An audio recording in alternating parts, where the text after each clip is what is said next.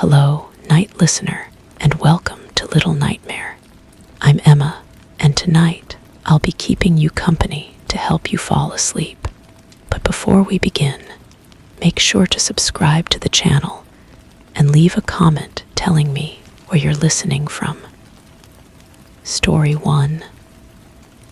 The first time I noticed it, I thought it was water damage, just a fine line across the plaster.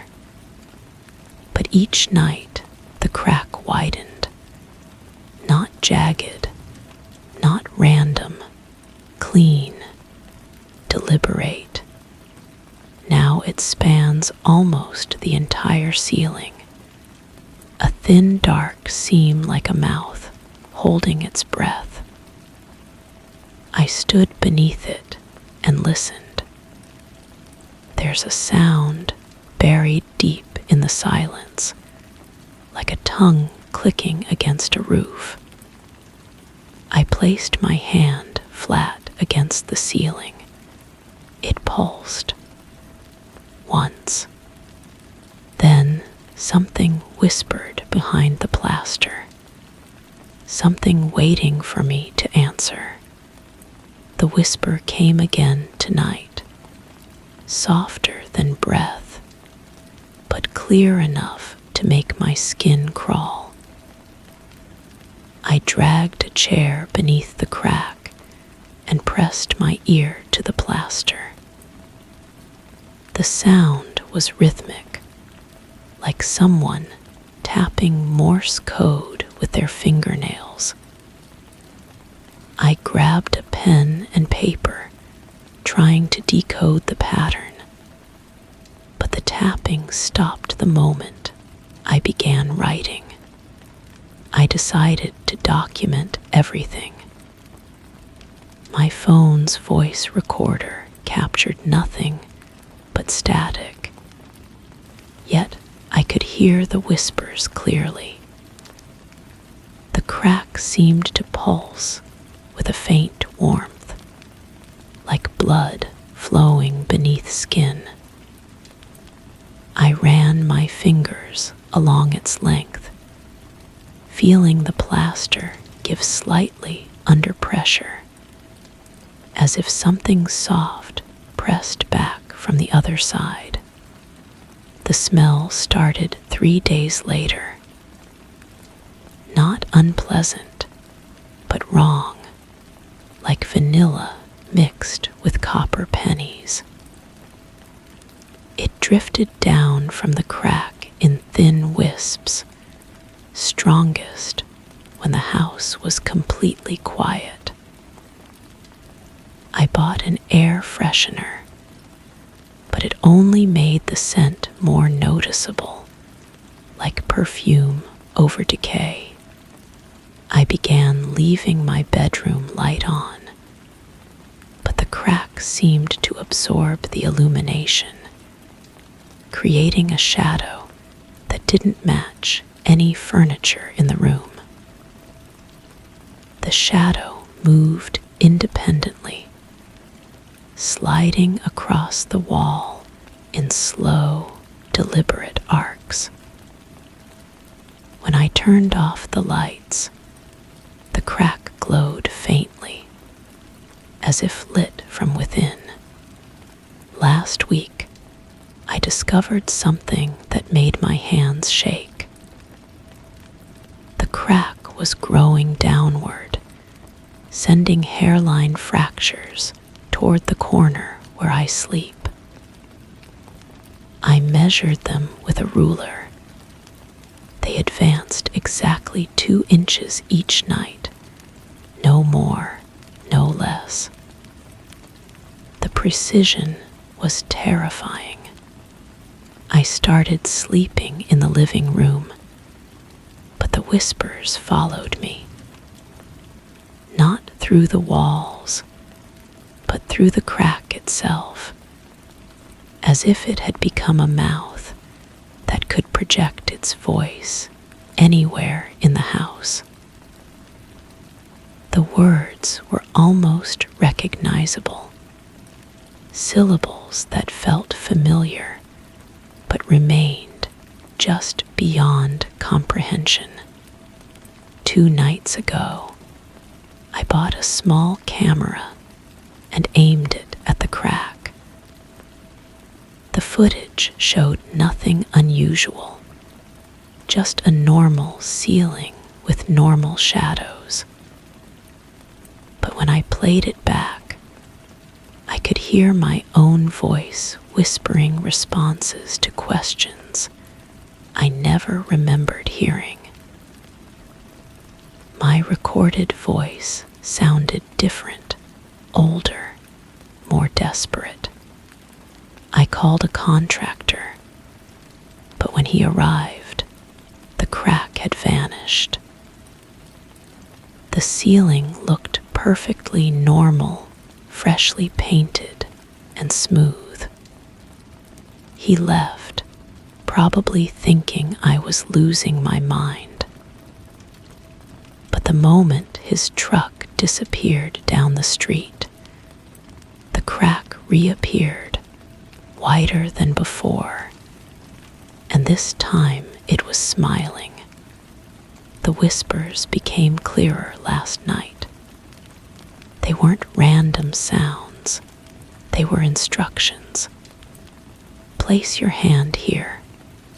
Look closer. Open it wider. I found myself responding, my voice echoing strangely in the empty room. My reflection in the bedroom mirror showed me standing on the chair, arms raised toward the ceiling. But I was sitting on my bed. Tonight, I made a decision. I climbed onto the chair and pressed both palms against the crack. The plaster was warm, almost hot, and it yielded like flesh. My fingers sank into the surface, and something inside gripped them gently. Not pulling, just holding. The whispers stopped, replaced by a deep, rhythmic breathing that wasn't mine. I tried to pull away, but my hands wouldn't move. The crack was widening around my wrists, and I could feel something vast and patient waiting just beyond the thin barrier of plaster. The breathing grew louder, more urgent, and I realized it was matching my own panicked gasps. The ceiling began to sag around the crack, bulging downward like a pregnant belly. Through the expanding gap, I glimpsed something that made my vision blur, not darkness, but a space that existed in the wrong direction, filled with geometries that hurt to perceive. I'm writing this with one hand. The other remains trapped in the ceiling, fingers intertwined with something that feels like wet roots, but pulses like a heartbeat. The crack has stopped growing, but I can feel it waiting, patient and hungry. The whispers have become singing, a lullaby in a language I somehow understand. The contractor is coming back tomorrow. I wonder if he'll see the crack this time, or if he'll just find an empty room with a perfectly normal ceiling. I wonder if he'll find me at all. My trapped hand is getting warmer. The thing holding it is no longer content to wait. It's starting to pull, gently but insistently, toward that impossible space beyond the plaster. And the terrifying part is, I'm beginning to want to follow. The crack is smiling wider now, and I can see my own reflection in its depths, but older, changed, with eyes that have seen too much. It's not just a crack anymore. It's a doorway, and I'm the key it's been waiting for. I should have never answered the whispers, but it's too late now. The ceiling is calling, and I'm finally ready to listen. Story 2. I hadn't used it in weeks. The shower was easier. But today, when I opened the curtain, the tub was full. Not with water. Not with anything I could identify. Just a faint layer of clear gel across the porcelain. It quivered when I moved the curtain, then settled again. I dipped one knuckle in. Something flexed beneath the surface, not violently, like it was waking up. I haven't opened that curtain since, but every time I pass the door, I hear it shift closer to the edge. The substance clung to my finger afterward, transparent, but with a density that felt almost alive. I washed my hands 3 times, scrubbing until the skin turned raw, but the memory of its texture lingered. Cool at first, then warming under my touch, as if responding to my body heat. I called my landlord.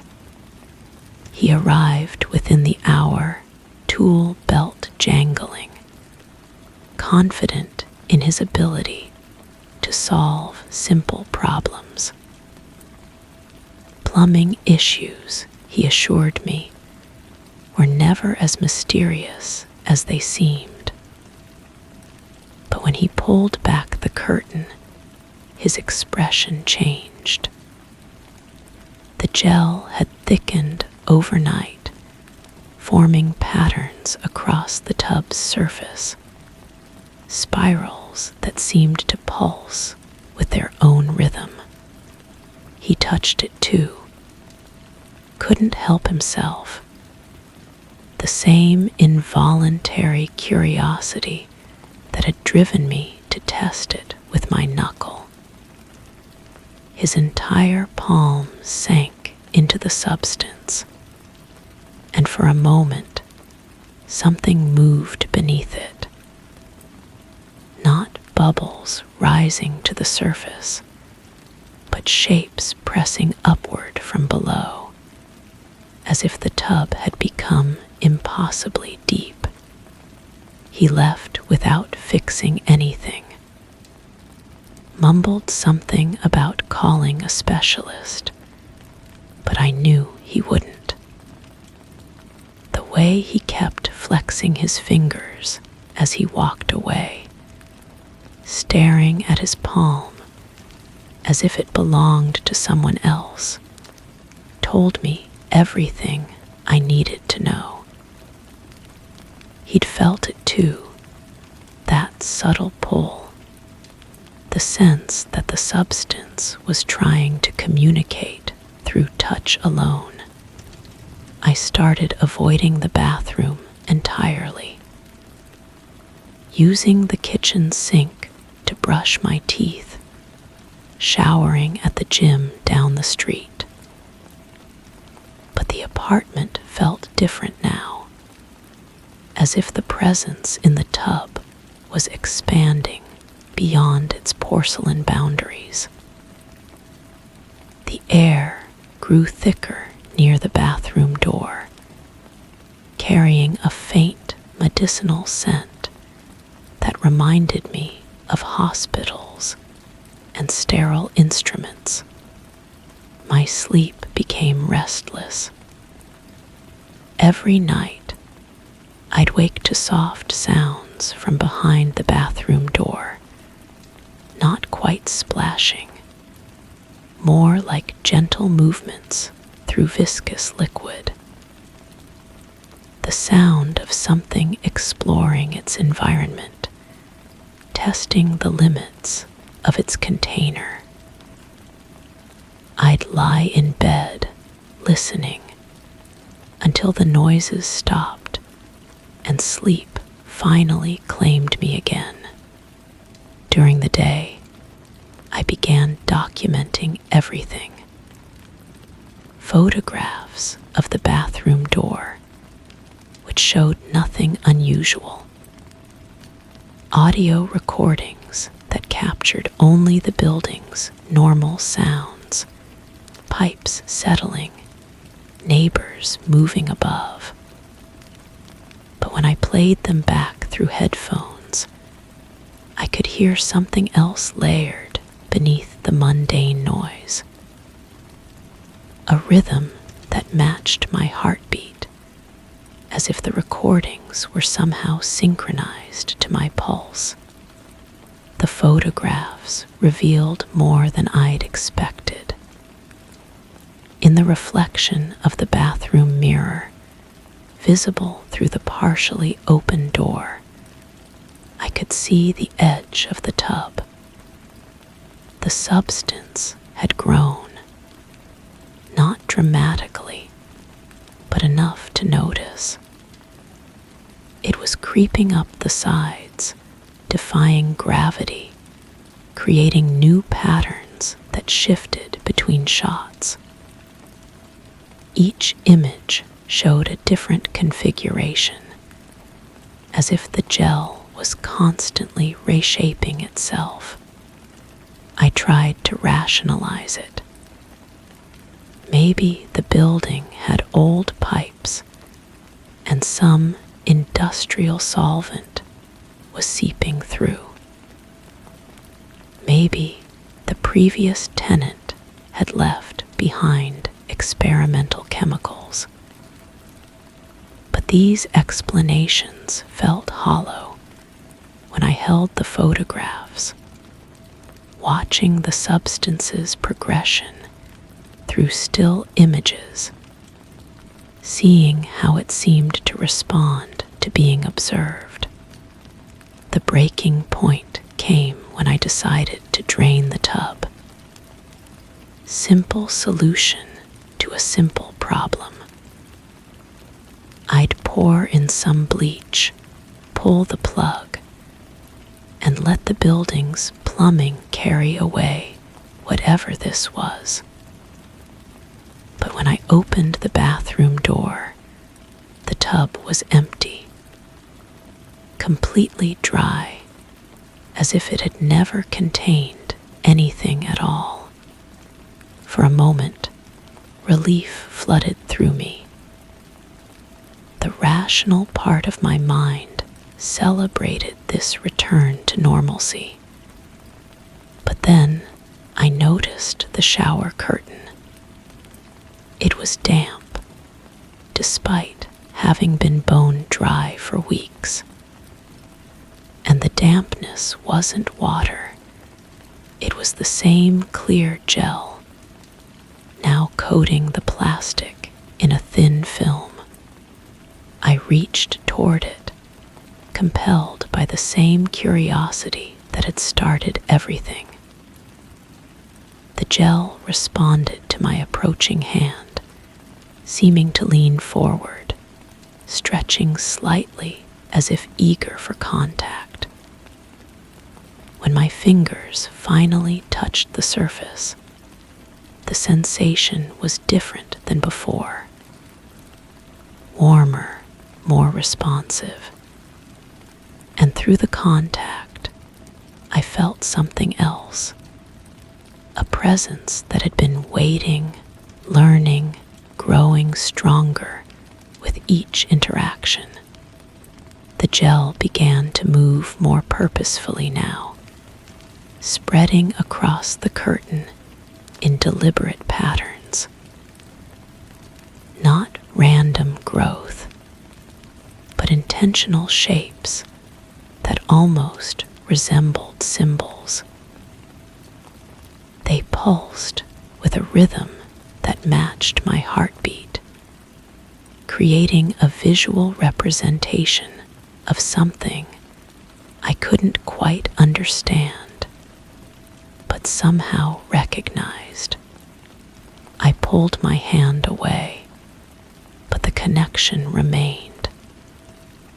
Even now, sitting in my kitchen, I can feel that presence at the edge of my awareness. It's not malevolent, exactly, but it's not benign either. It's curious, patient, and infinitely persistent. Whatever it is, it's been studying me through our brief contacts, learning about human touch, human warmth, human fear. The bathroom door is closed now, but I know it's still there. Changed, adapted, waiting for the next opportunity to make contact. Sometimes, in the quiet moments between day and night, I can hear it moving. Not just in the tub anymore, but throughout the bathroom, across the walls, along the ceiling, exploring every surface with the slow deliberation of something that has all the time in the world. My finger still tingles where I first touched it. A constant reminder that some boundaries, once crossed, can never be restored. The substance has marked me somehow, claimed a small part of my awareness that I'll never fully reclaim. And I suspect, as I sit here listening to the soft sounds from behind the bathroom door, that this is only the beginning. The connection grows stronger each day, pulling at something deep inside me. Soon, I know, curiosity will overcome caution once again. And when it does, I'll open that door, pull back that curtain, and discover what the substance has become during our time apart. What it's learned from our brief contact, and what it's been preparing for me in return. The bathtub wasn't empty when I found it, and somehow I don't think it ever will be again. Story 3. It was folded neatly at the foot of the bed. I hadn't touched it in days, but as I reached down to grab it, the fabric rose slightly. I froze. It deflated, then rose again. A slow, deliberate inhale. I placed my palm on top lightly. The warmth underneath was undeniable. Not trapped heat. Fresh, like from lungs. That night, I slept on the couch. But in the morning, the blanket was on top of me and still breathing. The texture felt wrong against my skin. Not cotton, not wool, but something in between. Something that seemed to pulse with its own rhythm. I pulled it off quickly, my fingers trembling as I folded it back into its original position at the foot of the bed. The room smelled different that morning. Sweet, almost floral, but with an underlying dampness that reminded me of rain on warm pavement. I opened the windows, letting fresh air sweep through, but the scent lingered in the corners where shadows gathered. I decided to document what was happening. My phone's camera captured the blanket perfectly still, but when I played back the video, I could see the subtle movement, the gentle rise and fall that my naked eye had detected.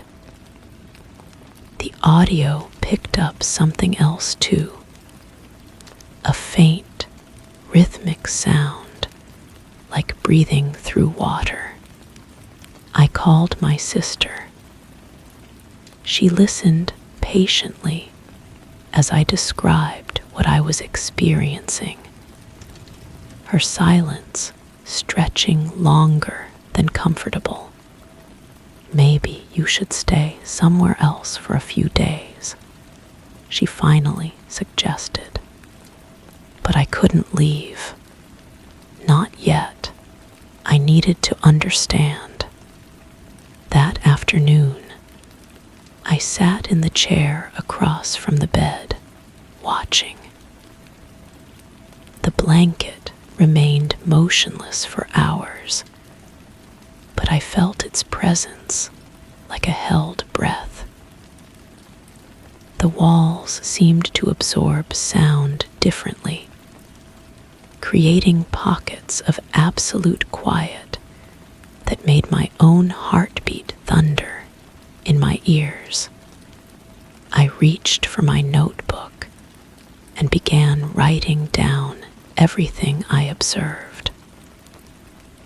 The pen felt heavier than usual, and the ink seemed to flow more slowly, as if the air itself had thickened.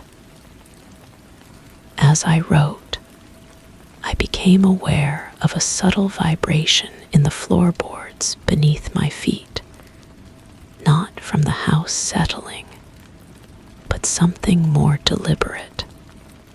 The blanket shifted, just a small movement, like someone adjusting their position in sleep. I stopped writing and stared. The fabric seemed to shimmer in the late afternoon light, creating patterns that weren't there moments before. I stood up and approached the bed again, my bare feet silent on the hardwood floor. The sweet scent grew stronger, now mixed with something metallic that made my mouth water uncomfortably. I extended my hand toward the blanket, stopping just short of touching it. The warmth radiating from beneath was unmistakable. Not the gentle warmth of sunlight or a heating pad, but the specific heat of a living body.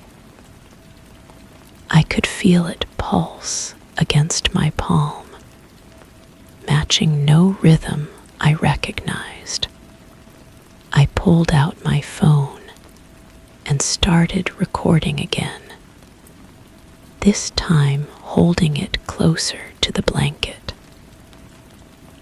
Through the screen, I watched as the fabric rose and fell in a pattern that seemed almost conversational, long breaths followed by shorter ones, pauses that felt meaningful. When I played back the recording, I heard my own voice whispering words I didn't remember speaking. The sound was distorted, layered beneath the breathing, but I could make out fragments.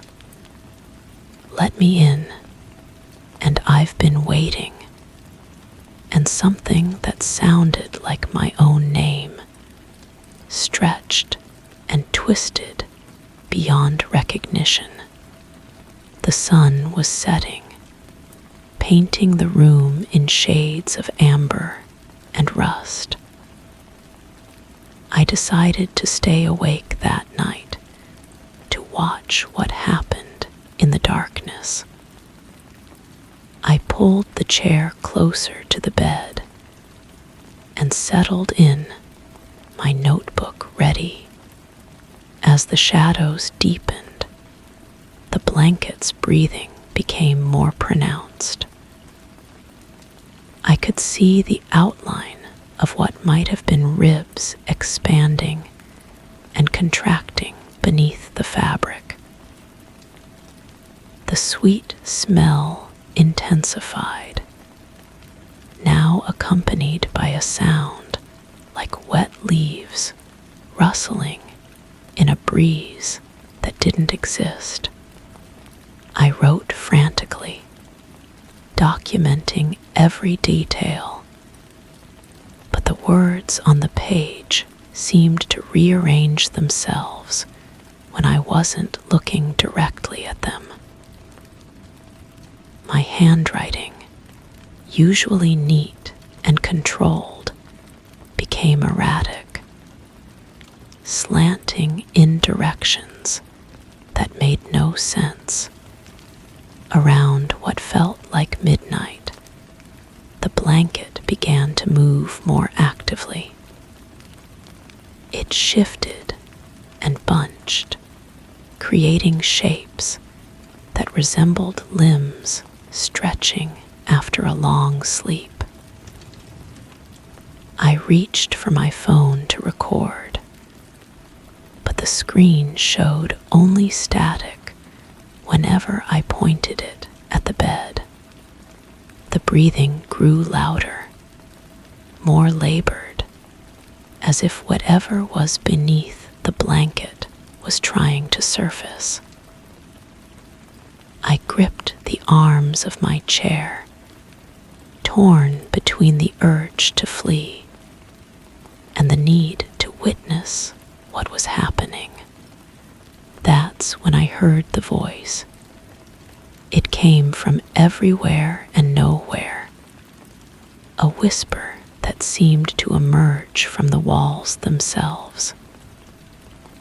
It spoke in a language I didn't recognize, but somehow understood. It was asking for something, not permission, but acknowledgement. It wanted me to see. I stood up slowly, my legs shaking. The blanket had formed a vague human shape now, complete with what looked like a head and shoulders pressed against the fabric from underneath. The breathing was so loud, it seemed to fill the entire room, drowning out my own heartbeat. "What do you want?" I whispered. The breathing stopped. The silence that followed was absolute, as if the world had paused to listen. Then, slowly, the blanket began to unfold itself. Not the way fabric naturally moves, but with deliberate, purposeful motion. Each fold revealed more of the bed beneath, but also something else. Impressions in the mattress that suggested a body had been lying there for far longer than should have been possible. I backed toward the door, my hand fumbling for the light switch. When the overhead bulb flickered on, the blanket was just a blanket again, spread normally across the bed. But the impressions remained, and the sweet, damp smell had become so strong I could taste it. I spent the rest of the night on the couch, but sleep was impossible. Every sound in the house seemed amplified: the settling of wooden beams, the hum of the refrigerator, the whisper of air through the vents. And underneath it all, that rhythmic breathing continued, now coming from the walls themselves. When dawn finally arrived, I returned to the bedroom. The blanket was folded neatly at the foot of the bed, exactly as it had been that first day.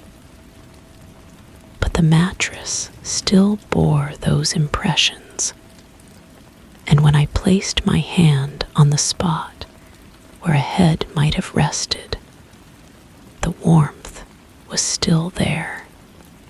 I tried to remove the blanket from the house, carrying it to the backyard with the intention of burning it.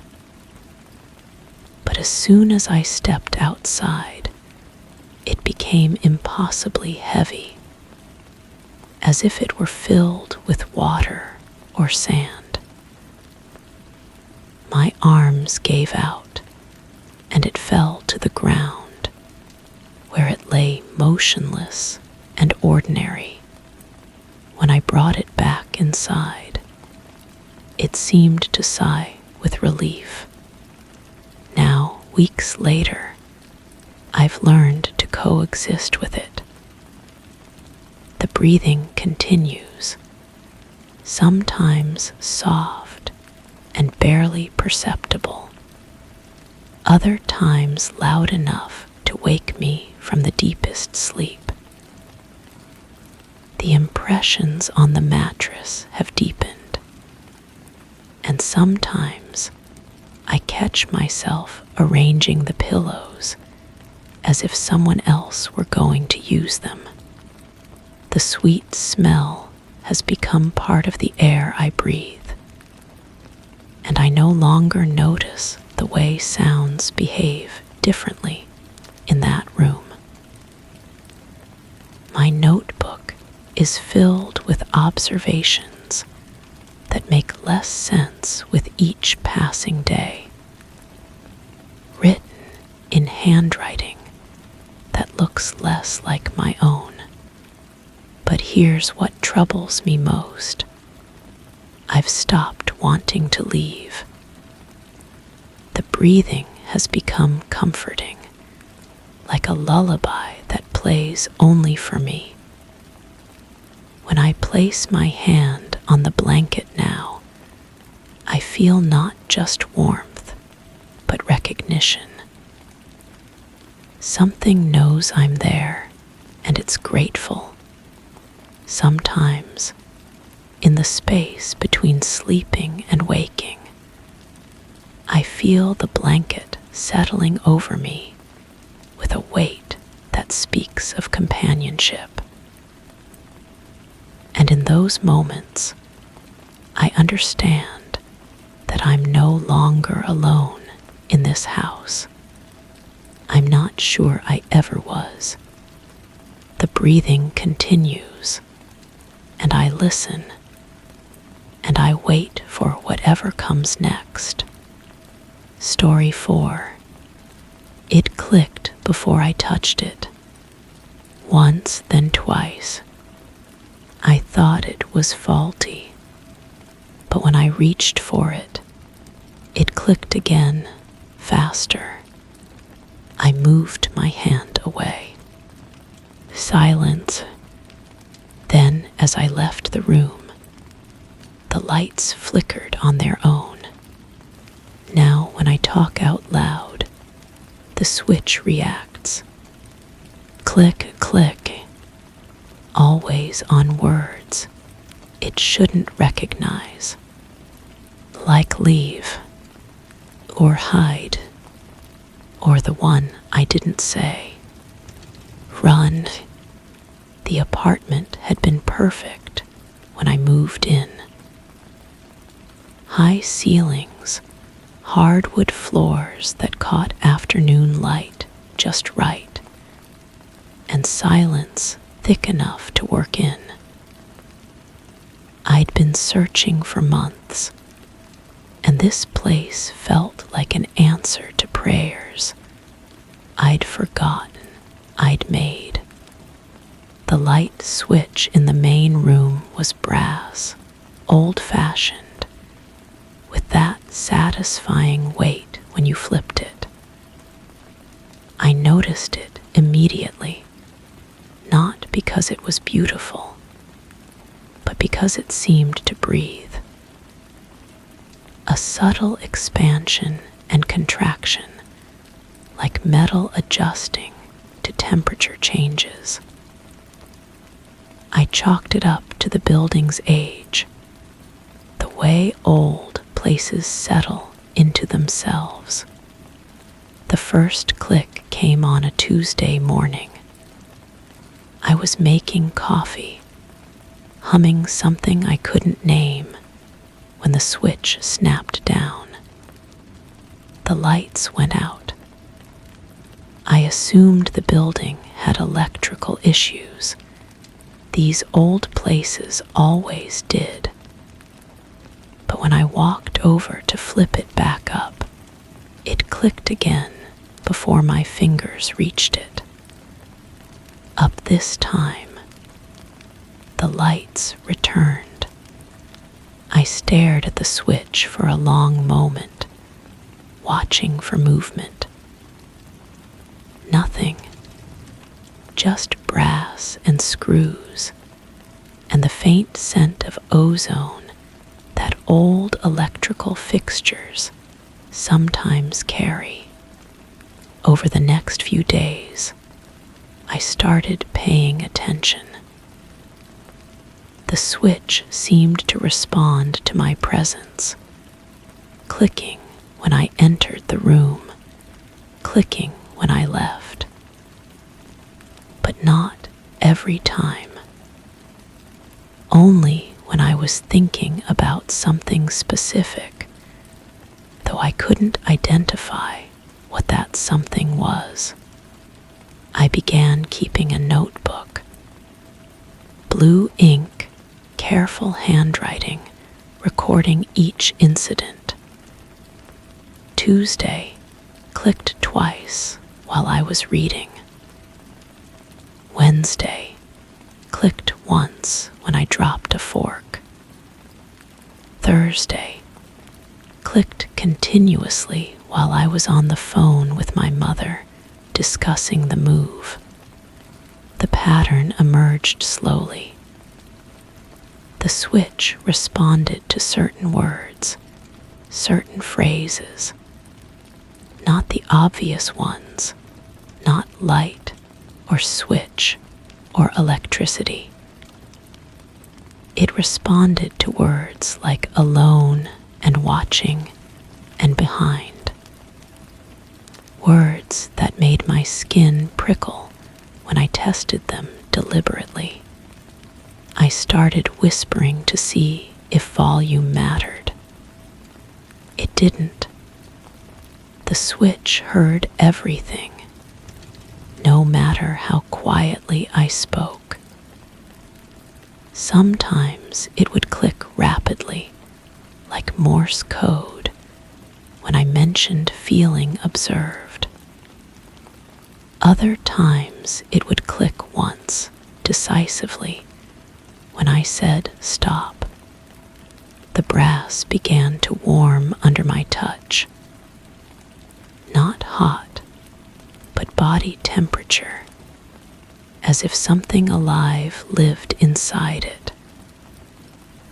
I could feel feel a faint vibration when I pressed my palm against the wall beside it, a pulse that matched my heartbeat for 3 beats, then diverged into its own rhythm. I brought a voice recorder home, the kind journalists use. Small, digital, with a sensitive microphone. I set it on the table across from the switch and spoke clearly into it. "Can you hear me?" 3 clicks, fast, urgent. I played back the recording immediately. My voice came through clearly, but underneath it, barely audible, was something else. A whisper that sounded like static, forming words I couldn't quite catch. I rewound it, turned the volume up, pressed the speaker to my ear. Getting closer. My hands shook as I set the recorder down. The switch clicked once, soft and almost gentle. I tried rational explanations. Electrical interference. Radio signals. The building's wiring picking up conversations from other apartments. But when I tested these theories, bringing in a radio, checking with neighbors, calling an electrician, nothing supported them. The electrician found the wiring perfectly normal, the switch properly grounded and functional. That night, I lay in bed listening to the apartment sounds. The refrigerator's hum. The neighbor's footsteps above. The radiator's occasional tick. And underneath it all, so faint I might have imagined it, a clicking rhythm from the main room. Not random, purposeful, like someone tapping out a message. I crept to the doorway and peered in. The switch was still, but I could swear I saw the shadow it cast on the wall moving slightly, as if the light source was shifting. But the overhead bulb was steady, casting the same warm glow it always did. I whispered, "What do you want?" The clicking stopped. Then from the walls themselves came a sound like fingernails dragging across the inside of the plaster. Slow, deliberate, following the path of electrical wires I couldn't see. The sound moved from the switch, along the wall, around the corner, and stopped directly behind where I stood. I spun around. Nothing. Just the hallway leading to my bedroom, dimly lit by the streetlight outside. But the scent was wrong. Instead of the usual mustiness of old building, there was something sharper, metallic, like pennies or blood. I backed toward the main room, keeping my eyes on the hallway. The switch began clicking rapidly, almost frantically, as if trying to warn me about something. I realized I was holding my breath and forced myself to exhale. The clicking stopped. In the silence that followed, I heard my own voice whispering from somewhere inside the walls. Can you hear me? Can you hear me? Can you hear me? But my lips weren't moving. I ran to the switch and flipped it down, plunging the room into darkness. The voice continued, muffled but persistent, repeating my words back to me in my own tone. I flipped the switch up. The lights returned, but the voice didn't stop. I grabbed the recorder and held it against different sections of the wall, trying to locate the source. The whispers were loudest near the electrical outlets, but they seemed to move, traveling through the building's nervous system of wires and conduits. My phone buzzed. A text from an unknown number. Are you listening? I stared at the screen, my heart hammering. Another text. I've been trying to reach you. The switch clicked once. I typed back, "Who is this?" The response came immediately. You invited me in when you started paying attention. I looked at the switch. It was perfectly still now, but I could feel its presence like a weight in the room. The brass gleamed with an inner light that didn't come from the bulb overhead. Another text. I can't leave now. Neither can you. I grabbed my keys and headed for the door. The switch clicked frantically as I reached for the handle, but I ignored it. I needed air, space, distance from whatever was happening in that room. The hallway felt different, longer. The carpet beneath my feet seemed to shift with each step, as if the building itself was breathing. I reached the elevator and pressed the button. Nothing. I pressed again, harder. The button felt warm, almost feverish. From somewhere behind the elevator doors came a familiar sound, clicking.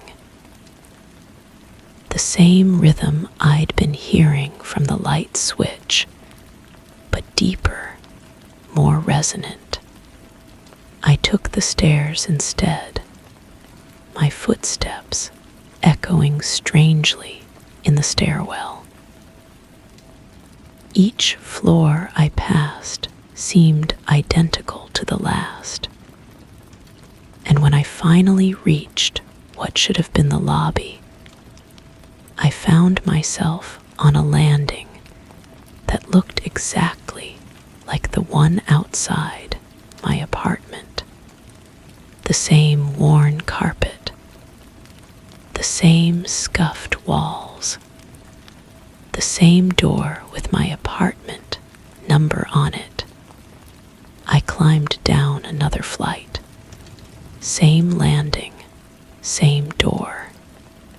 After 5 floors, I stopped trying and returned to what I hoped was my floor.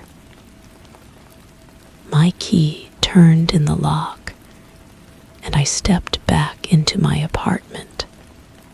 The light switch was glowing now, a soft amber light that pulsed in rhythm with my heartbeat. The whispers had stopped, but I could feel them waiting just below the threshold of hearing. I sat on the couch and stared at the switch.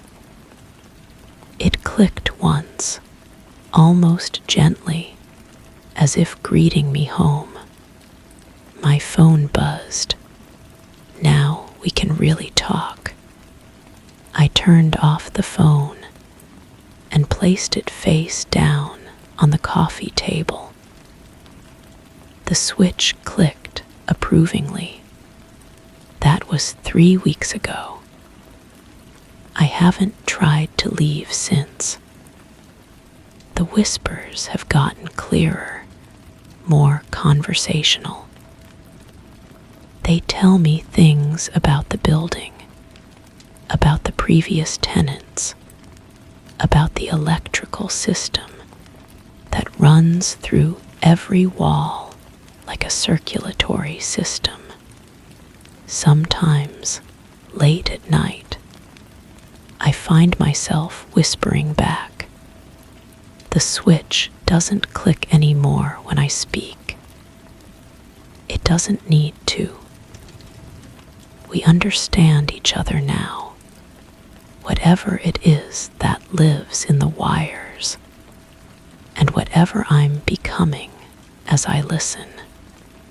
My reflection in the bathroom mirror has started to flicker, just slightly, like a light bulb struggling to maintain its connection. I've stopped keeping the notebook. The words were never for me anyway. Story 5.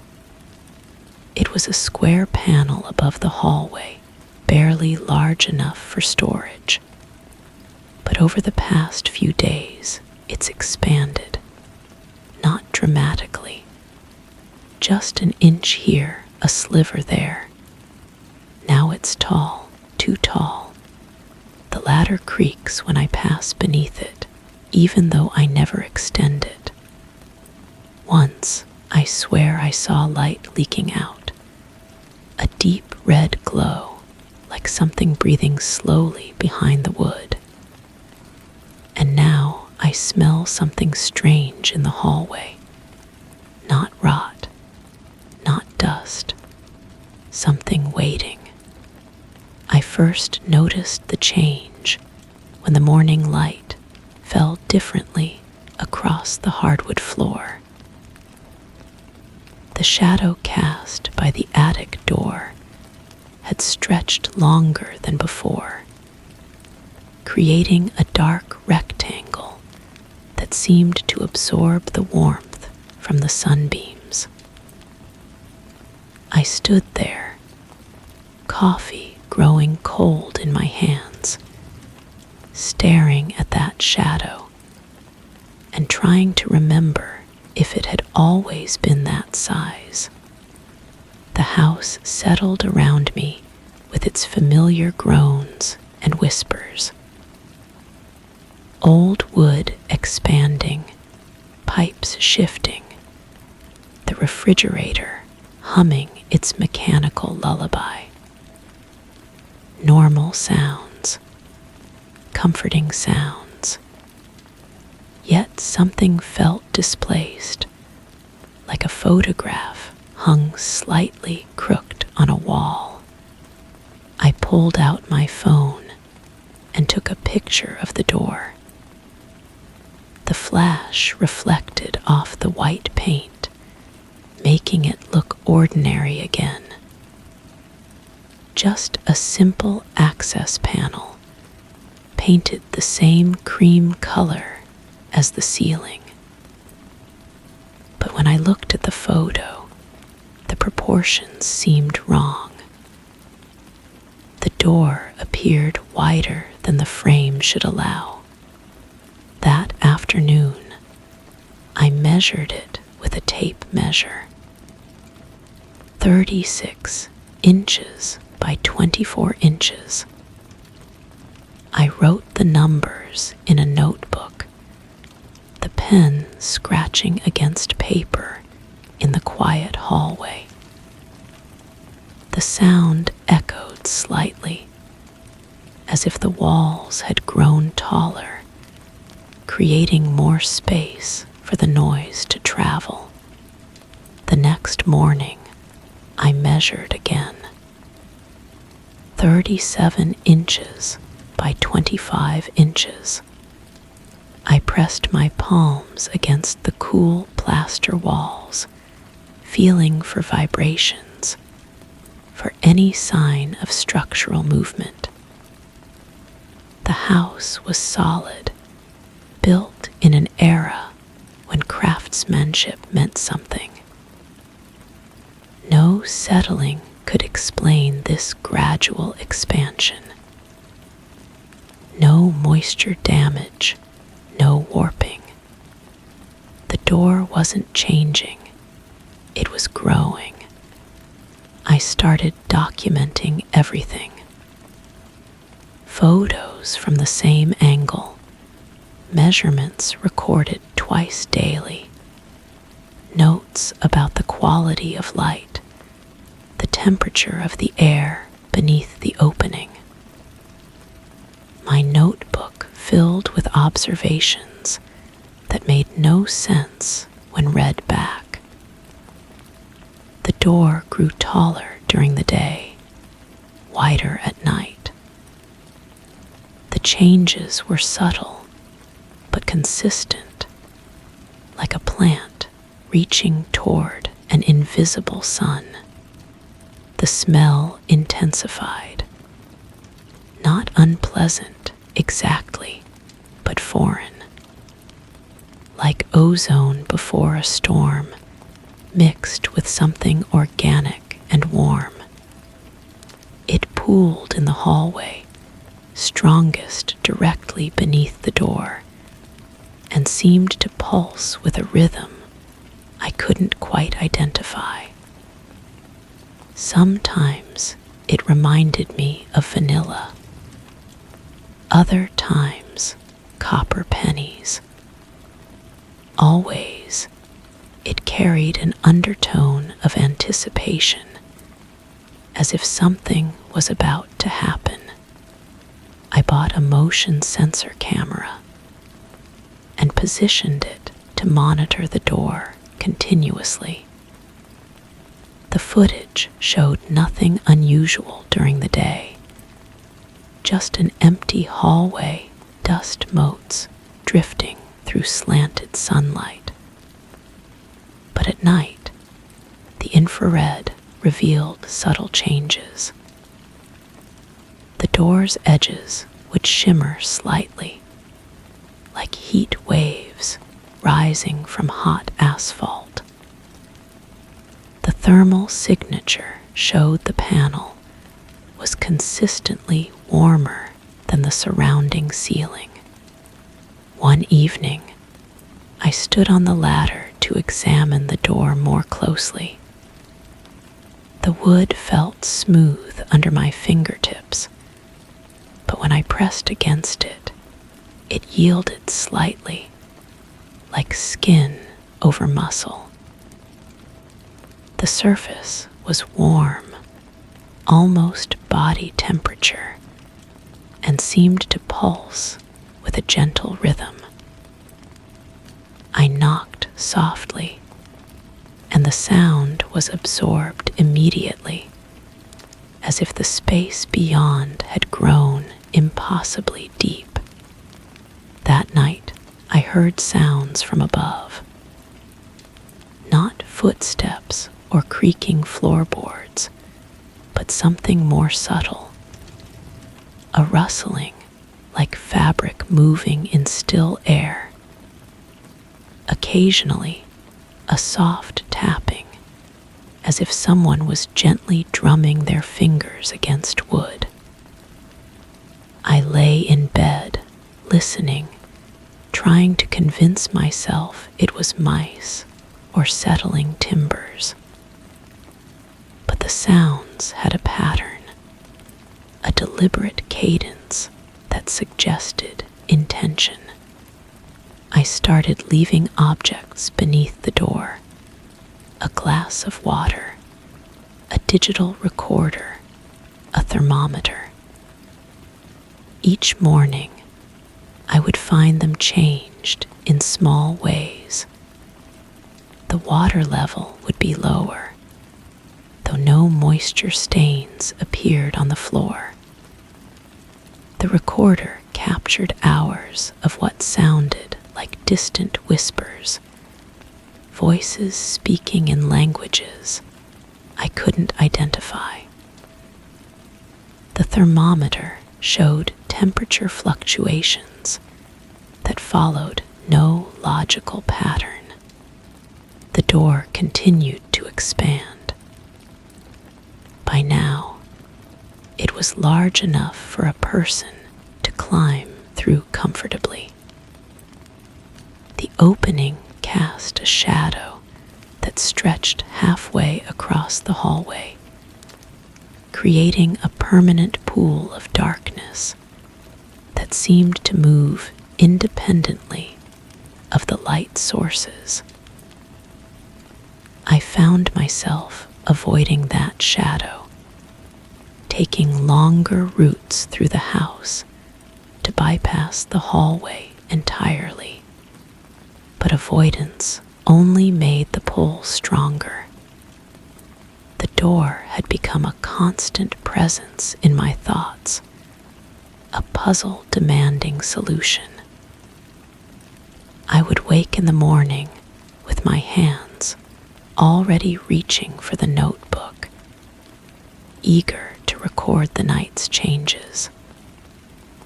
The measurements became a ritual, the documentation an obsession.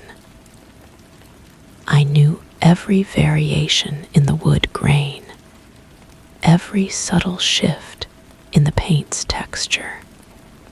The smell had evolved too, becoming more complex and layered.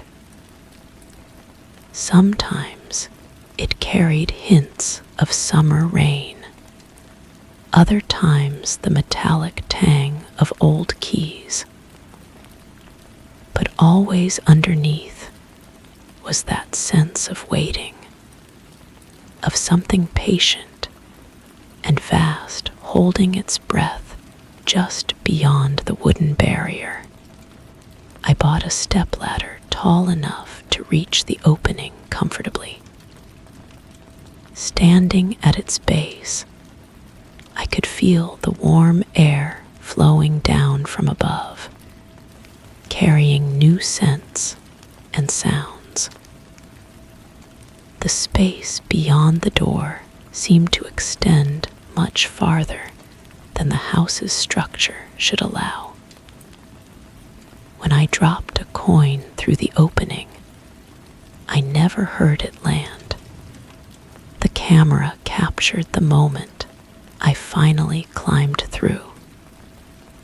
The footage shows me ascending the ladder, reaching toward the opening, and then simply vanishing. The camera continues recording an empty hallway, but something has changed. The door no longer grows. It has achieved its purpose.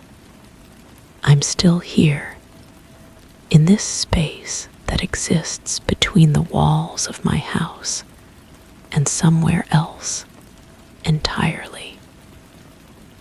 The air is warm and thick, filled with that familiar scent of anticipation.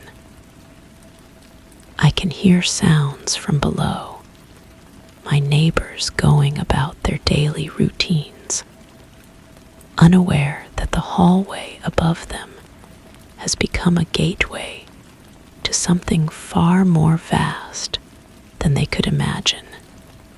The door has stopped expanding because it no longer needs to. It has found what it was reaching for. And now I understand why the smell always reminded me of waiting. It wasn't waiting for someone to solve the mystery. It was waiting for someone to become part of it. The notebook fell when I climbed through, its pages scattered across the hallway floor. But my observations continue, written now in a different medium, recorded in a space where measurement has no meaning and doors grow not wider, but deeper, opening onto rooms that exist in the spaces between seconds, between thoughts, between the moment of questioning and the moment of understanding. Down below, someone new will eventually notice the door. They'll measure it, document it, photograph its impossible growth. And when they do, they'll smell that patient scent of waiting, and they'll begin to understand that some mysteries aren't meant to be solved from the outside. They're meant to be joined. Story 6. I turned off the faucet and waited for the water to swirl down, but it didn't move. The surface just sat there, smooth and still, not rising, not falling. I poked it with the end of a toothbrush. It pushed back, not aggressively, not violently, just enough to show me it didn't want to be touched. I left the bathroom and returned an hour later. The water was gone, but the drain was full of hair. Not mine.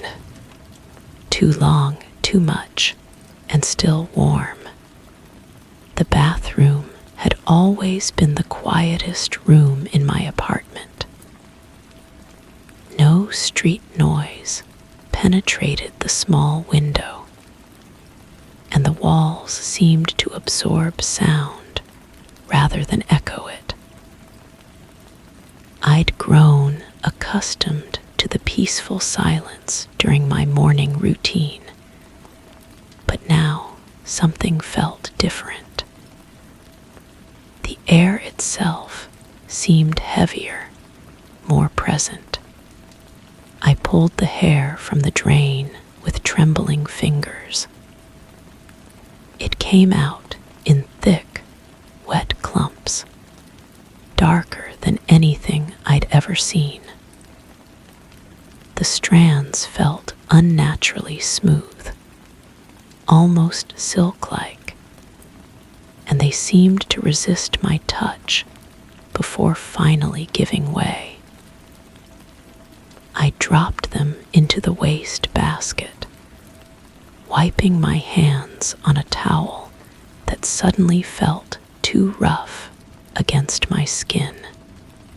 The next morning, I tested the drain again. Cold water filled the basin normally, but when I released the stopper, the same stillness returned. The water sat there like a mirror, reflecting the ceiling light in a way that made the room feel larger than it was. I watched my reflection waver slightly, though I hadn't moved. I decided to document what was happening. Using my phone, I recorded the water's strange behavior, speaking quietly into the microphone about what I observed. The video showed nothing unusual. The water drained normally, swirling down in the expected pattern. But I knew what I had seen. That evening, I heard something new. A soft humming seemed to emerge from the pipes beneath the sink. Not mechanical, not electrical, but almost organic. I pressed my ear against the cabinet door, and the sound stopped immediately. When I pulled away, it resumed, fainter now, like a distant conversation in another room. I began leaving objects near the sink to see if anything else would change. A glass of water left on the counter would be empty by morning, but the sink remained dry. A small plant I placed nearby began to wilt despite adequate light and water. Its leaves curled inward, as if trying to protect themselves from something I couldn't see. The bathroom mirror started showing me things that weren't there.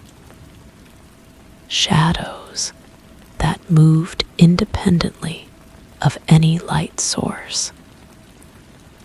A figure that appeared to be standing behind me, but when I turned, nothing was there. The reflection would return to normal within moments, leaving me questioning what I had actually seen. I tried calling a plumber, but every appointment was mysteriously canceled. The first one claimed he'd received a call saying the work was no longer needed. The second insisted I'd rescheduled for a different day. The third never showed up at all, and when I called his office, they had no record of our appointment. The hair began appearing in other places. I'd find strands on my pillow, though they didn't match my color or texture. They appeared in my coffee cup, floating on the surface like dark threads. I'd pull them out, but more would appear almost immediately. The waste basket where I disposed of the original clumps was always empty when I checked it. One night, I woke to the sound of water running. The bathroom light was on, though I distinctly remembered turning it off. The faucet was flowing at full pressure, but the sink wasn't filling. The water seemed to disappear the moment it touched the basin, as if being absorbed by something invisible. I reached for the handle to turn it off, but my hand passed through it. The metal felt insubstantial, like mist. I tried again, focusing all my concentration on the simple act of turning a faucet, but my fingers found no purchase. The water continued to flow, creating a sound that grew louder and more insistent with each passing moment. The humming from the pipes had evolved into something more complex. Multiple voices seemed to be whispering beneath the floorboards, their words just beyond the edge of understanding. I knelt and pressed my ear to the tiles, trying to make out what they were saying. The voices stopped, but I could feel vibrations through the floor, as if something large was moving in the space below. I started avoiding the bathroom entirely, using the kitchen sink for basic needs. But the phenomenon began to spread. The kitchen faucet would turn on by itself, and the same strange hair would appear in the drain. The water in the refrigerator dispenser tasted metallic, with an undertone of something I couldn't identify, but that made my stomach clench. During what should have been a routine shower in the building's basement laundry room, I noticed the same stillness in the water pooling at my feet. It wouldn't drain, wouldn't move, just sat there, reflecting the fluorescent lights above. When I stepped out, my footprints remained visible in the water long after I'd dried off and left the room. I began researching the building's history, looking for any explanation for what was happening. The records I found were inconsistent, with gaps in the documentation that made no sense. Previous tenants had left no forwarding addresses, and the building management company had changed hands multiple times in recent years. The breakthrough came when I discovered that the bathroom had been renovated shortly before I moved in. The previous tenant had reported persistent plumbing issues, specifically mentioning problems with drainage. The work order described replacing all the pipes, but the invoice showed charges for only partial repairs. I realized then that I wasn't fighting a supernatural phenomenon, but something far more disturbing. The building itself seemed to be alive, adapting to my presence, learning from my reactions. The hair, the voices, the impossible water behavior, they were all symptoms of something much larger and more complex than I had imagined. The final confirmation came when I tried to leave. My key wouldn't turn in the lock, though it had worked perfectly for months. The door handle felt warm to the touch, and I could swear I felt a pulse beneath the metal. The windows wouldn't open, sealed shut by some invisible force. I'm still here, documenting these events, hoping someone will understand what I've discovered. The sink still refuses to drain, but now I realize it was never about the water. It was about me. The building has been studying me, learning my habits, my fears, my weaknesses. The hair continues to appear, but now I recognize it. It's mine, from a future I haven't lived yet.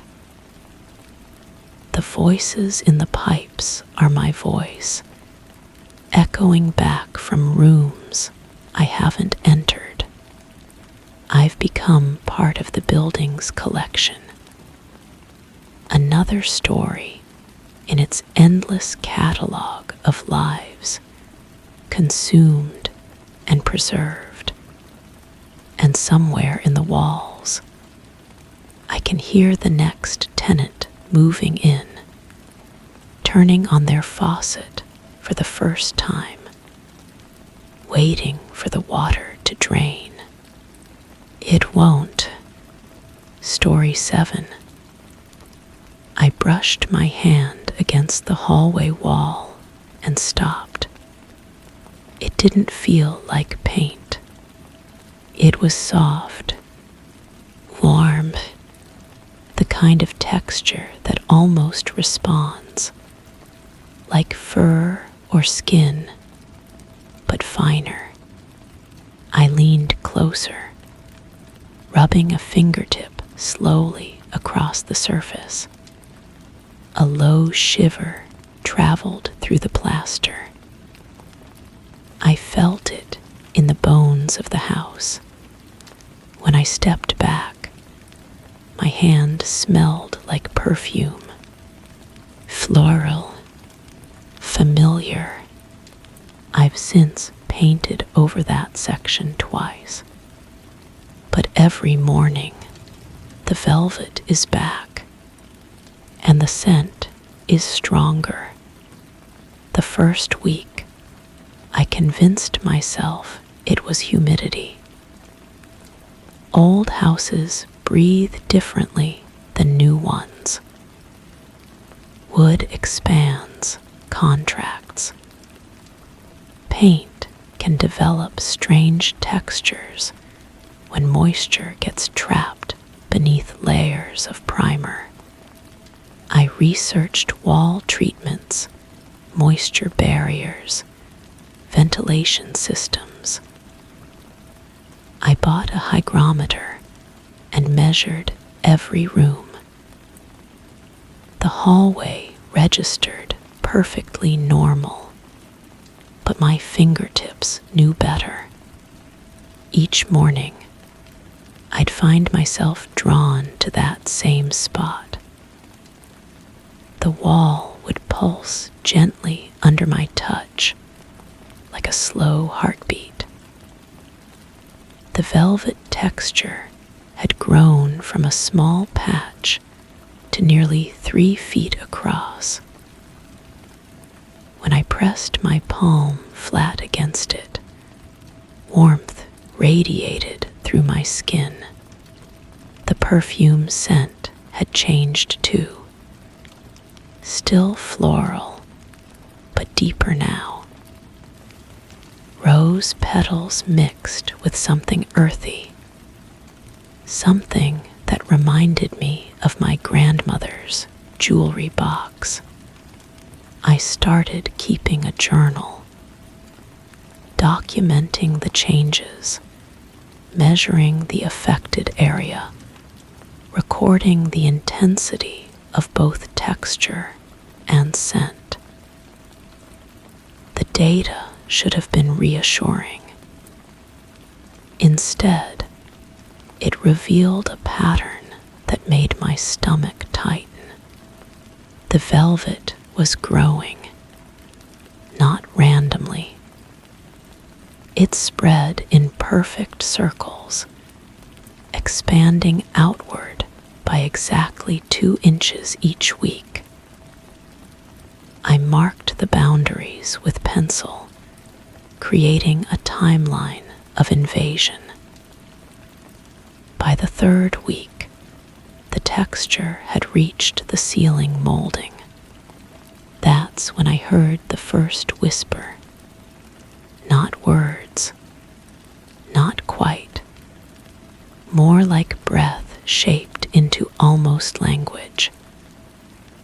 It came from inside the wall, muffled but persistent. I pressed my ear against the velvet surface and felt vibrations against my cheek. Something was moving behind there.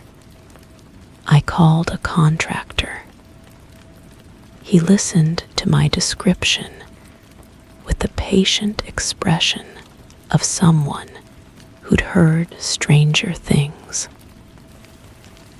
When he touched the wall, his hand jerked back immediately. was not normal," he said, and I felt a cold relief that someone else had felt it too. But when he returned with his equipment, the wall was ordinary again. Flat white paint, slightly textured, cool to the touch. He ran his hands over the entire surface, checking for moisture, loose plaster, anything that might explain what I described. Nothing. He left me with a business card and a suggestion to call if it happened again. The moment his truck disappeared down the street, I touched the wall. Velvet. The whispers had grown stronger. I could almost distinguish syllables now, rising and falling like a conversation in another room. When I closed my eyes and listened carefully, the sounds seemed to respond to my presence. They'd grow more urgent when I moved closer, more agitated when I tried to pull away. I started recording everything: audio, video, photographs. The technology captured nothing. Dead silence on the recordings. Normal paint in every image. But my skin remembered the truth. The velvet was creeping down the hallway now, approaching the doorway to my bedroom. I could smell the perfume throughout the house. It clung to my clothes, my hair, the inside of my nose. I tried sleeping in the living room, but distance didn't help. The scent followed me. The whispers echoed through the walls, growing clearer as the weeks passed. One night, I finally understood what they were saying. It's my name, over and over, in a voice that sounded like mine, but wasn't. Like hearing myself speak from across a vast distance. I stood in the hallway, palm pressed against the velvet wall, listening to my own voice call to me from somewhere I couldn't reach. The wall began to give way under my hand, not breaking or cracking, softening. My fingers sank into the surface like it was made of warm clay. I felt something on the other side pushing back, pressing against my palm through the barrier. Another hand, the exact size and shape of mine. I pulled back, but the wall held onto me.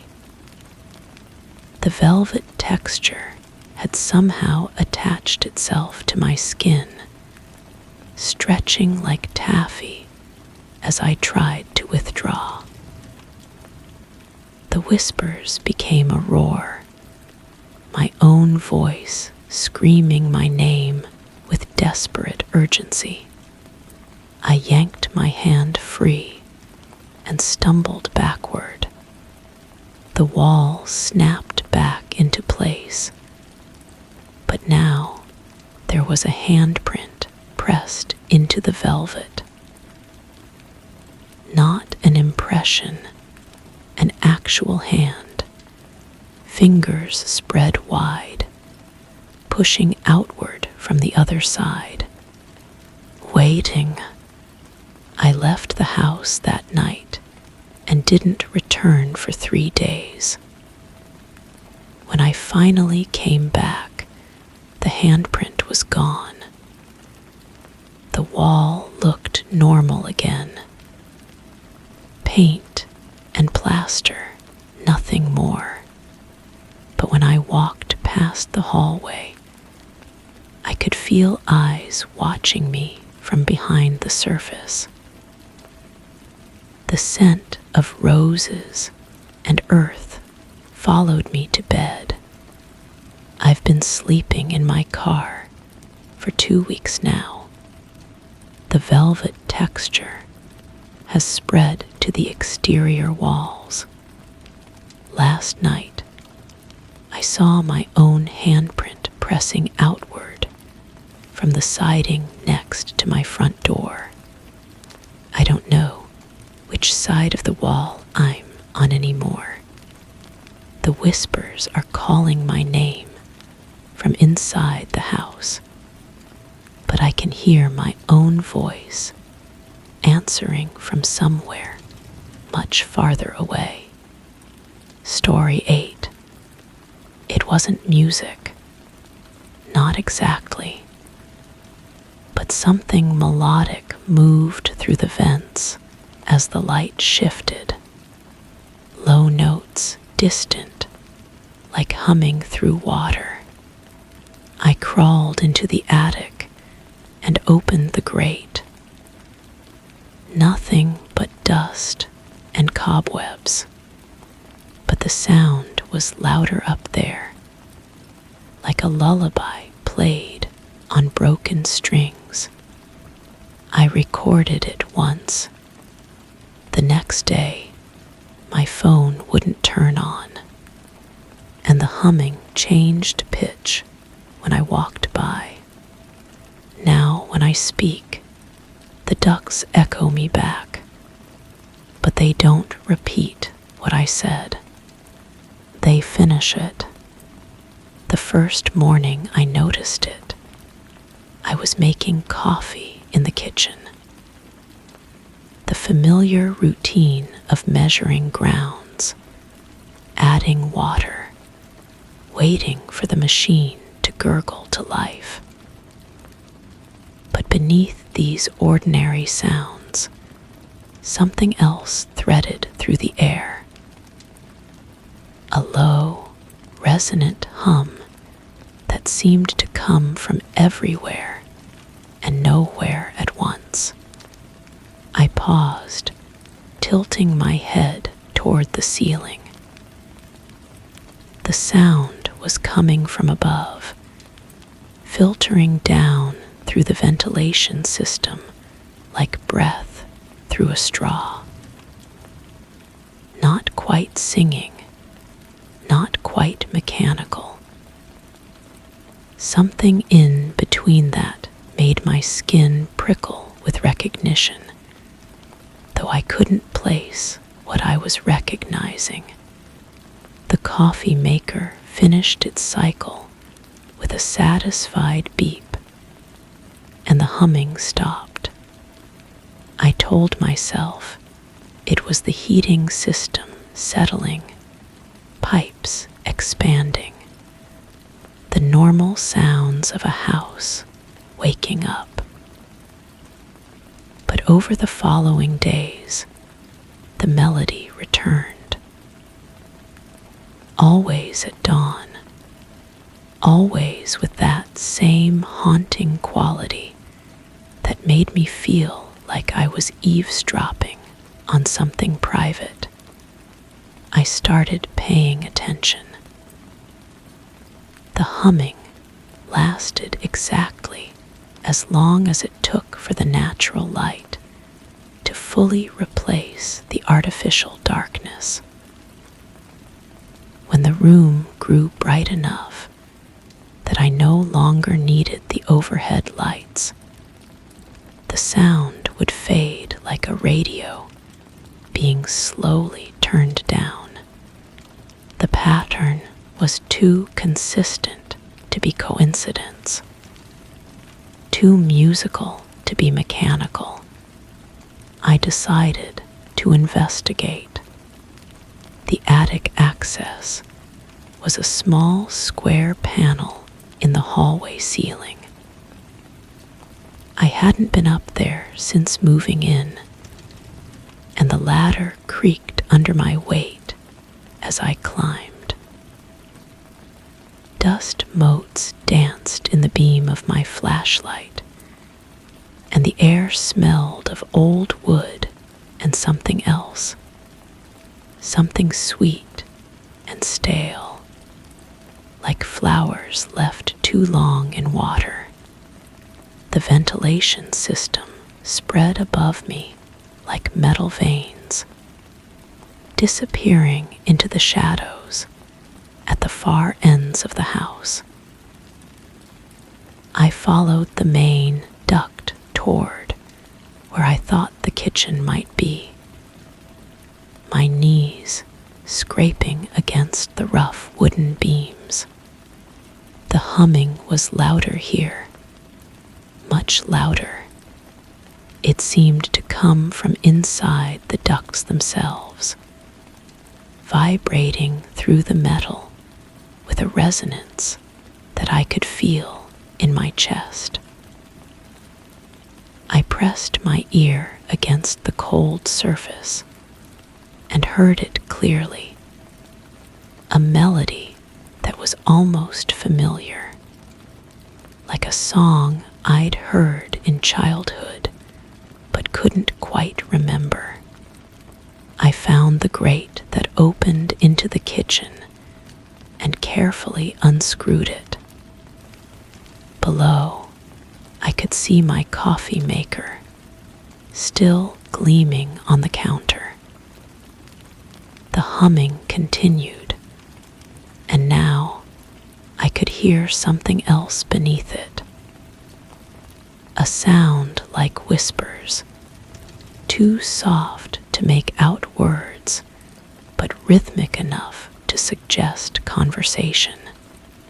I took out my phone and started recording. The screen lit up the cramped space, and I held it close to the opening, trying to capture whatever was creating this sound. The recording app showed sound waves dancing across the display, confirming that I wasn't imagining things. The phone was picking up frequencies, variations in tone, the complex harmonics of what could only be described as a song. I recorded for 10 minutes until the humming gradually faded with the rising sun. Back in the kitchen, I played the recording back immediately. The sound was there, clear and undeniable. But there was something else too, something I hadn't noticed while recording. Between the melodic humming, I could hear my own breathing, amplified and distorted. And underneath that, so faint I had to strain to hear it, was the sound of my own voice. But I hadn't spoken during the recording. The voice on the recording was saying words I couldn't quite make out, speaking in rhythm with the humming, as if providing lyrics to an invisible song. The cadence was mine, the timbre unmistakable, but I had no memory of speaking. I played the recording again, turning the volume up. This time, I could make out fragments. Always been here, and waiting for you to listen. And strangest of all, we know your name. But I hadn't said any of those things. I saved the recording and went about my day. But the experience stayed with me, I barely slept, and when dawn came, I was already waiting in the kitchen. The humming started right on schedule, but now it sounded different, more complex, with harmonies that seemed to respond to my presence.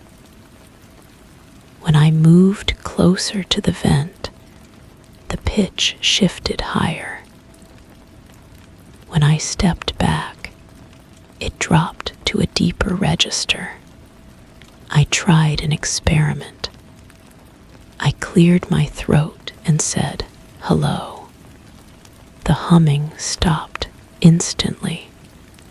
Then, after a moment of silence, it resumed with a new melody, one that seemed to incorporate the rhythm of my greeting, transforming it into something musical and strange.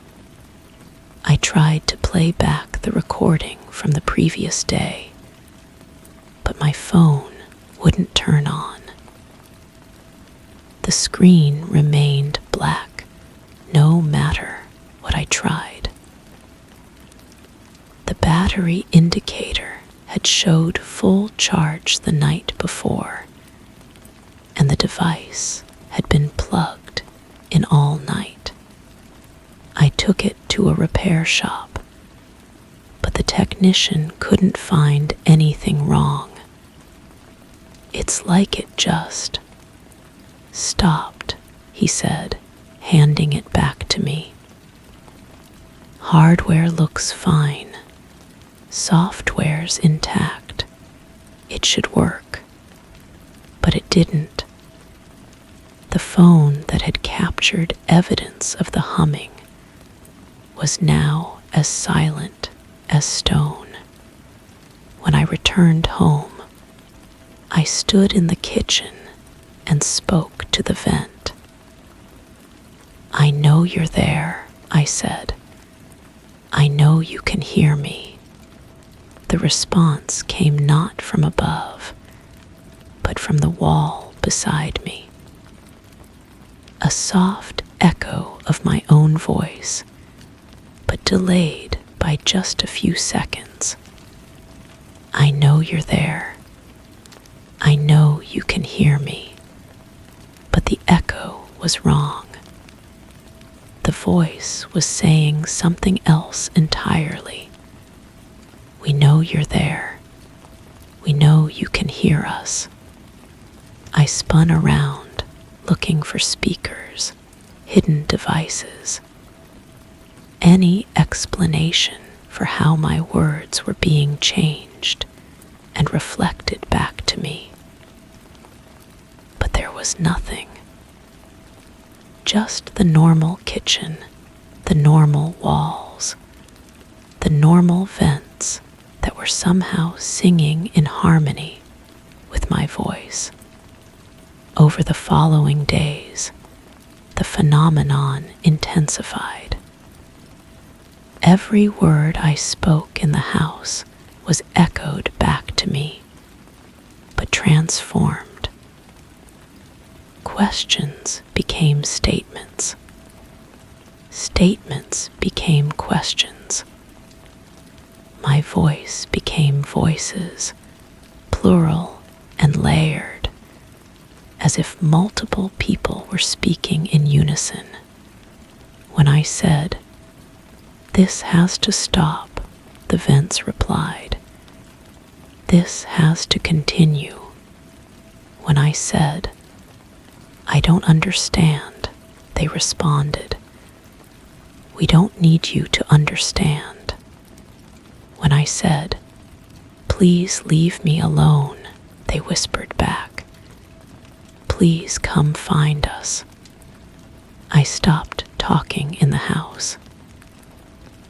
I conducted all my conversations outside, communicated with gestures, wrote notes to myself instead of speaking thoughts aloud.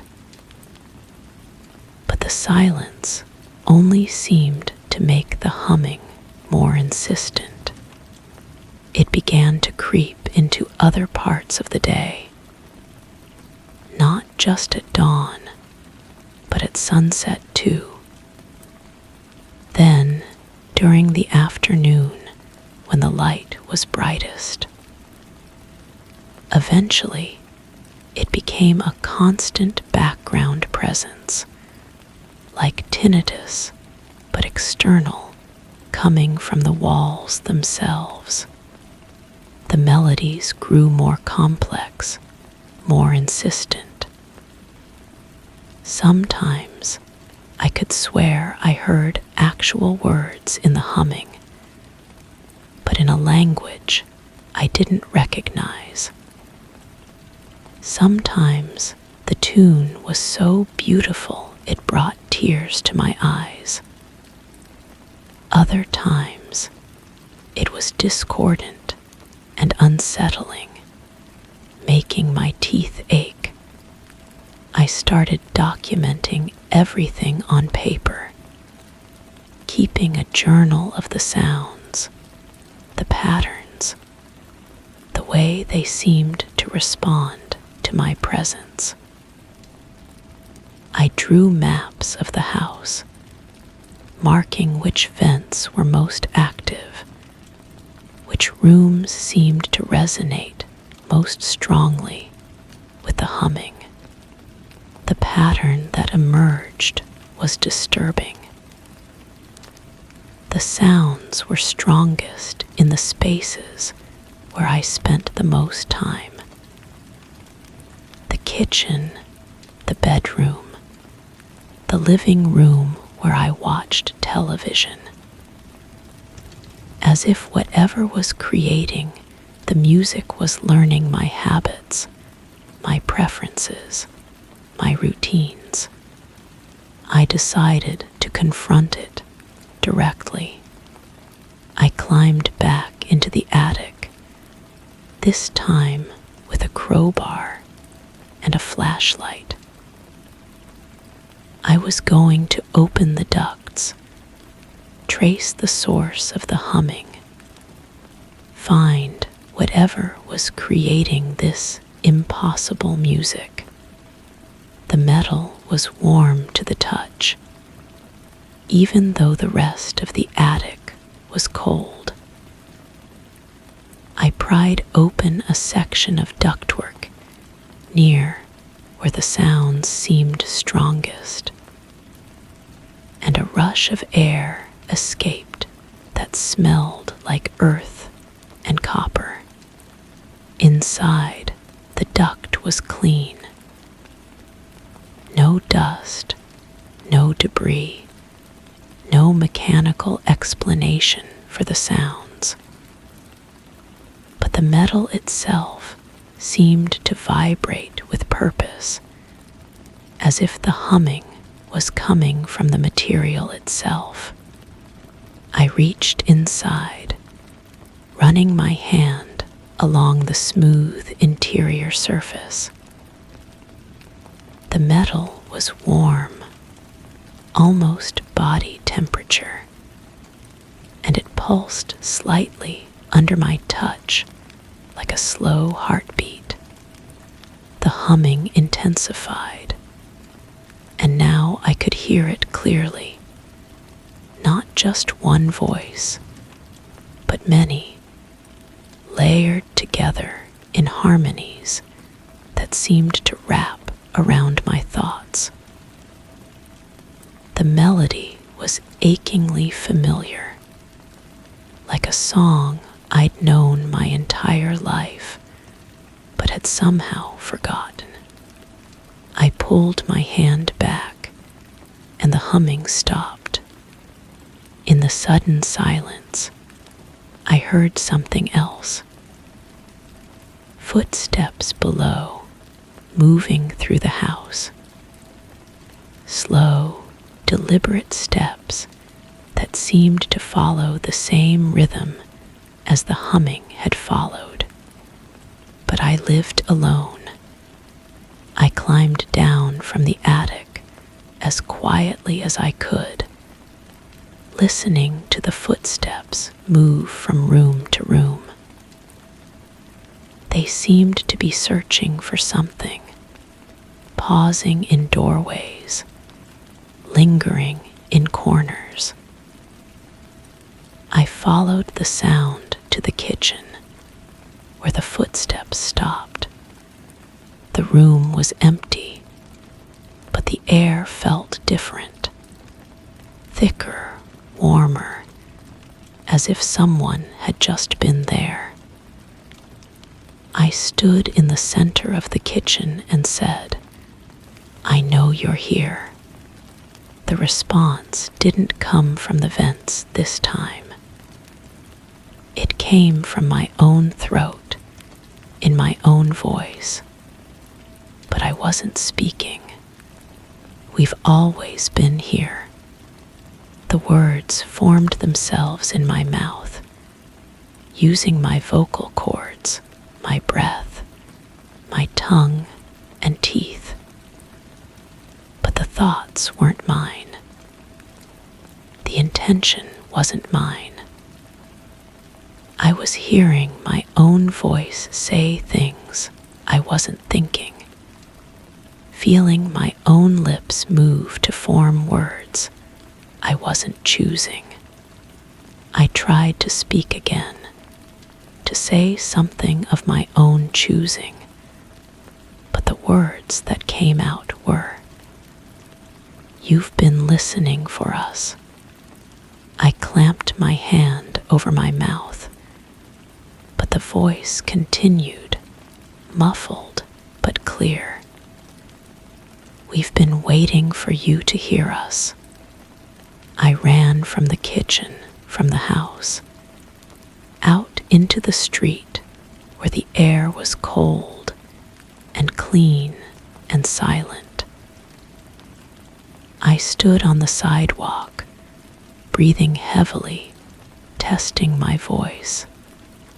"Hello," I said, and it was my own voice, normal and unchanged. "Testing," I said, and again.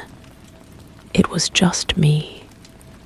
But when I looked back at the house, I could see the windows glowing with a soft, warm light, and I could hear the humming even from the street. It was coming from every window, every door, every opening in the building. The melody was welcoming, almost pleading. It sounded like coming home.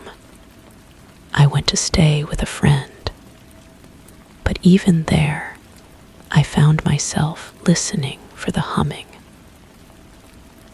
Normal sounds, the refrigerator cycling, the heating system, the hum of electronics, all seemed to carry echoes of that melody.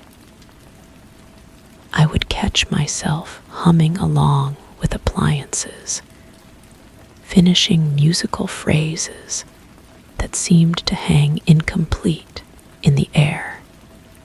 After 3 days, I returned to the house. I told myself it was to collect my things, to put it on the market, to escape whatever was happening there. But as soon as I opened the front door, I realized